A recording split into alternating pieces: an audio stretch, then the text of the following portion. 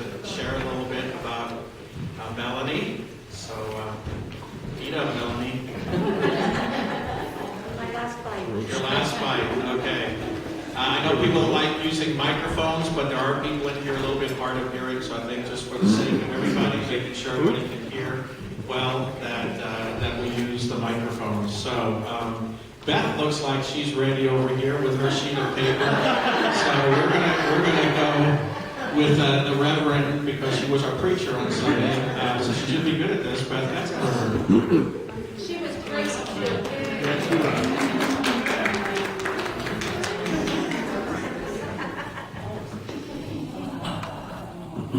Should I stand in the pulpit too?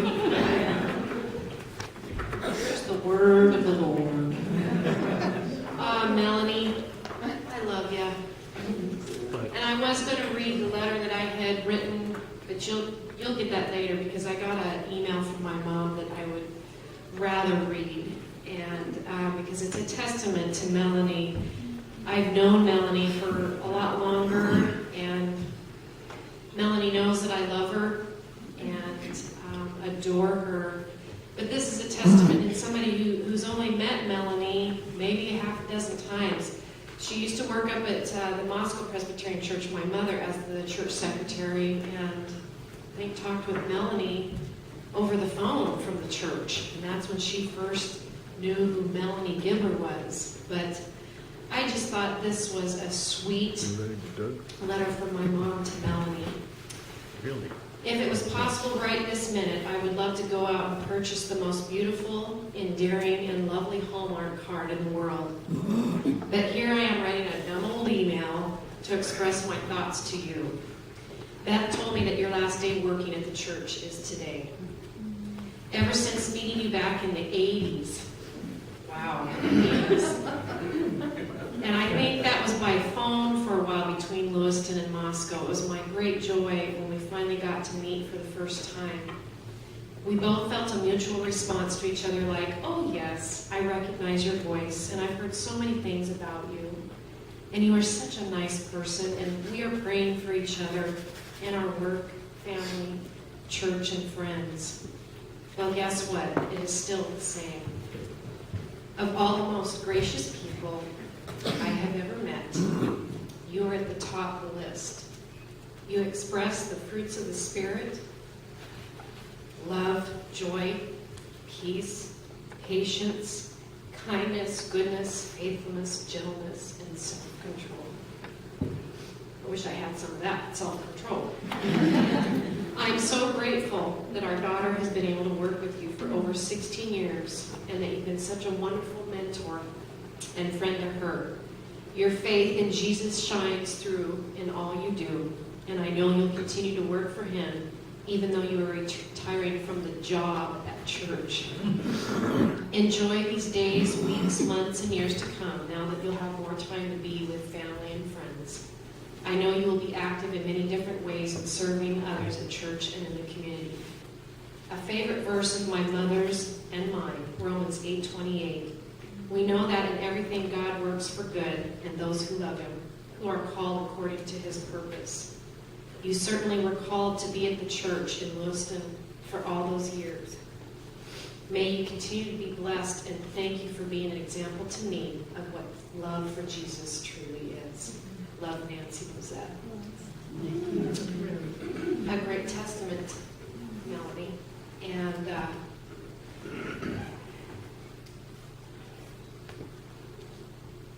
I'm just glad you're going to stay here, but this is still very hard. But you have shown me what it is to be a great prayer warrior. And I just remember the days that you and Karen and I used to meet in the chapel and pray together. And it's where I truly learned how prayer is God's beautiful work within us, and how we work together as friends and in community, and how important prayer is.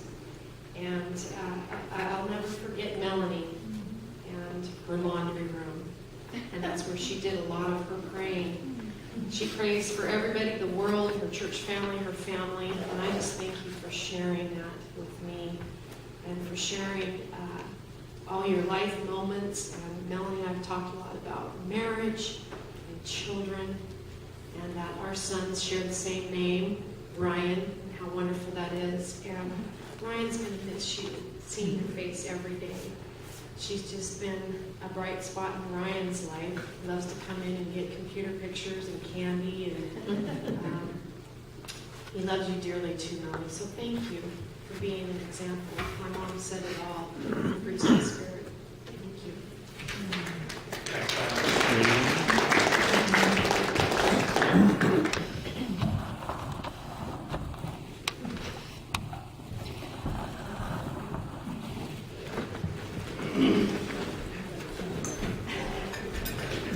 Oh, my dear Melanie, when I contemplate my first memory of you, the thing that immediately comes to mind is the more engaging person that I met when I applied for work at this place 15 and a half years ago. The office was right over there, and I walked through there and I saw this person with this wonderful smile. And that I will never forget.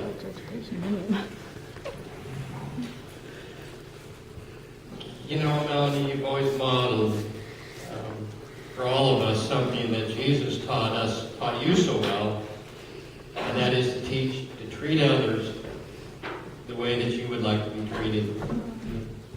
And you modeled it so well. And I love you.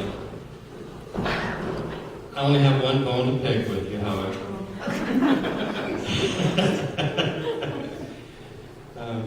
I just remember a meal, and I'm not going to explain the details. I might tell Bobby later. Bobby wasn't there. A meal we shared in Orfino after a service. She was there. And you threw me under the bus. Do you remember that, Melanie? I do. Melanie, we're going to miss you. We're going to miss you so much. I can always count on you to help me leave my baggage at the door when I came in to work every morning. Thank you.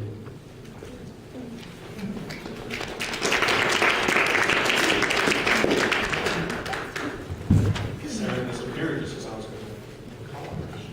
There she is. Return, Sarah.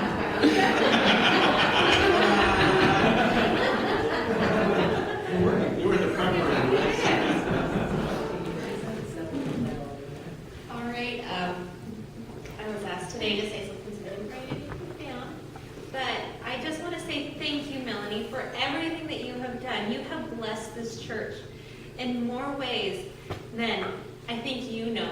I think in more ways than everybody here knows.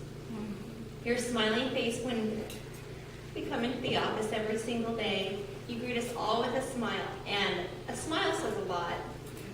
And it says a lot. You have blessed all ages in this church.